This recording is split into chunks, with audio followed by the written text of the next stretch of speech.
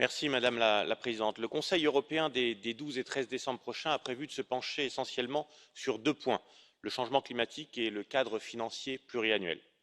Nous sommes particulièrement inquiets de l'approche dogmatique avec laquelle le sujet du climat est traité. Nous voyons avec une totale incompréhension la poursuite de deux objectifs inconciliables, la neutralité climatique projetée pour 2050 d'un côté et de l'autre, une course à la mondialisation avec la multiplication de méga accords de libre-échange, CETA, Mercosur, accords avec le Japon, le Vietnam et demain la Nouvelle-Zélande et l'Australie. Tant que ne sera pas intégré dans le prix des produits importés de l'autre bout de la planète le coût du carbone émis pour les acheminer, les efforts pour une neutralité climatique sur notre continent seront vains, une illusion supplémentaire. Deux exemples parlants. Sur le marché aux fleurs à Nice, une rose importée du Kenya coûte moins cher qu'une rose produite à quelques kilomètres en Italie. Sans même parler des conditions sociales, environnementales dans lesquelles les roses sont produites au Kenya, exploitation de la main-d'œuvre, usage abusif de pesticides, assèchement des sols. Le coût carbone de l'importation de cette rose ne figure nulle part.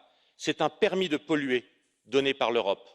Prétendre à la neutralité climatique en fermant les yeux sur de telles conséquences, c'est un mensonge au service de l'idéologie mondialiste.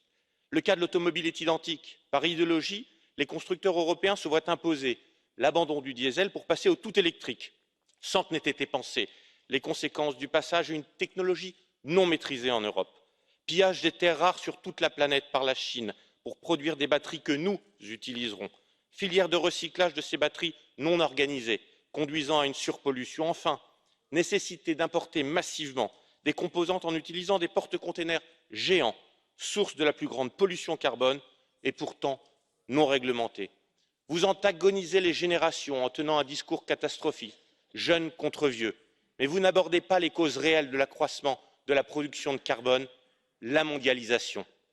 Pour y répondre, le Conseil devra engager des efforts sur les circuits courts de distribution, favoriser le localisme, produire au plus près ce que nous consommons et non pas encourager une fuite en avant avec un libre-échange débridé, source de pollution croissante. Quant au cadre financier pluriannuel, ce titre technocratique cache une réalité bien crue, plus pour les migrants, moins pour les agriculteurs.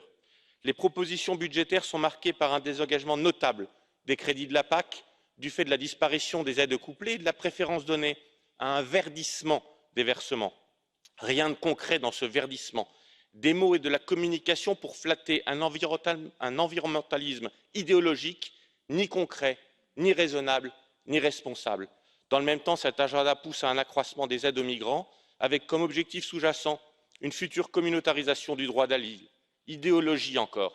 Cet agenda nous inquiète, tant par ses aspects dogmatiques irréfléchis que par ses conséquences dangereuses pour l'avenir des peuples d'Europe.